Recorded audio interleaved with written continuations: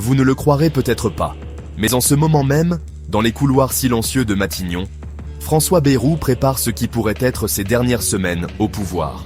Pendant que 67% des Français partent en vacances, lui reste enfermé dans son bureau, seul, à regarder un robot tondre la pelouse. Pathétique? Peut-être. Mais ce qui se joue vraiment derrière ces murs va choquer la France entière. Car voici la vérité que les médias traditionnels n'osent pas dire. Bayrou lui-même admet qu'il est arrivé à la falaise. Ces mots, il ne les a pas prononcés par hasard. Il sait parfaitement que son gouvernement vacille et que chaque décision qu'il prend aujourd'hui déterminera s'il sera encore Premier ministre à Noël. Imaginez la scène. Pendant que vous profitez de vos congés, les huissiers de Matignon continuent leur ballet protocolaire, comme si de rien n'était. Comme si la République n'était pas en train de jouer sa crédibilité sur un homme qui avoue ouvertement jouer ce va-tout depuis le début de sa carrière politique. Mais jouer avec quoi exactement? Avec l'avenir de 67 millions de Français. Et si vous pensez que cette situation est normale, alors vous n'avez pas encore compris l'ampleur de ce qui nous attend. Car derrière cette image de Premier ministre stoïque se cache une réalité bien plus troublante que vous ne l'imaginez. D'ailleurs, si cette analyse vous interpelle et que vous voulez comprendre les véritables enjeux de cette crise politique, n'hésitez pas à vous abonner à la chaîne.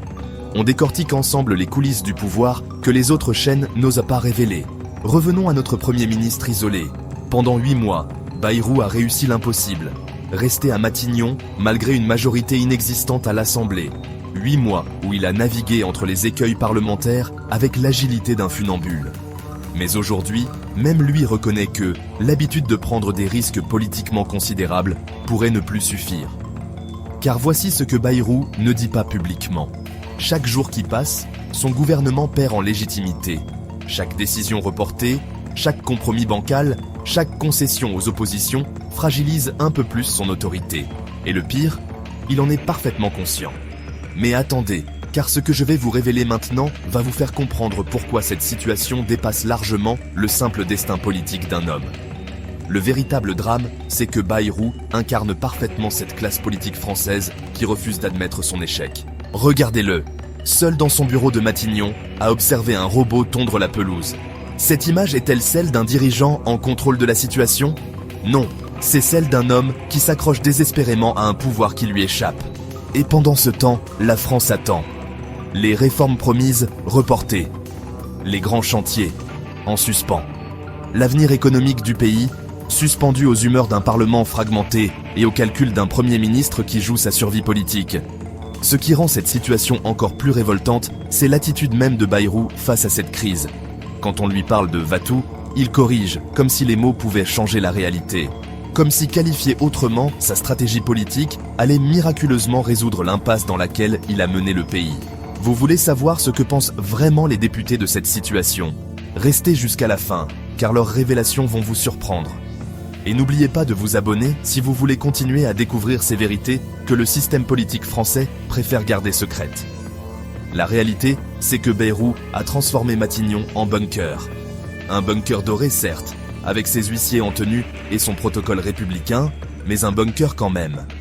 Un lieu coupé du monde réel, où un Premier ministre observe la pelouse se faire tondre par un robot pendant que la France s'interroge sur son avenir. Cette image du robot qui tond consciencieusement le gazon de Matignon pendant que son maître politique végète dans son bureau, n'est-elle pas la métaphore parfaite de notre époque? La machine continue de fonctionner, les apparences sont sauves, mais aux commandes, plus personne ne maîtrise vraiment la situation. Et vous savez quoi? Cet automne s'annonce comme le moment de vérité que Bayrou redoute tant. Car contrairement à ce qu'il veut faire croire, il ne joue pas un va-tout par courage politique. Il y est contraint par les circonstances qu'il a lui-même créées. L'adoption du budget ne sera pas un choix, mais une question de survie politique pure. Alors voici ma question pour vous. Combien de temps encore allons-nous accepter que notre pays soit dirigé par des hommes qui admettent eux-mêmes être arrivés à la falaise? La suite de cette crise dans ma prochaine vidéo, où je vous révèle les véritables tractations en cours dans les couloirs de l'Assemblée. Abonnez-vous et activez la cloche pour ne rien manquer de cette analyse exclusive de la crise politique française.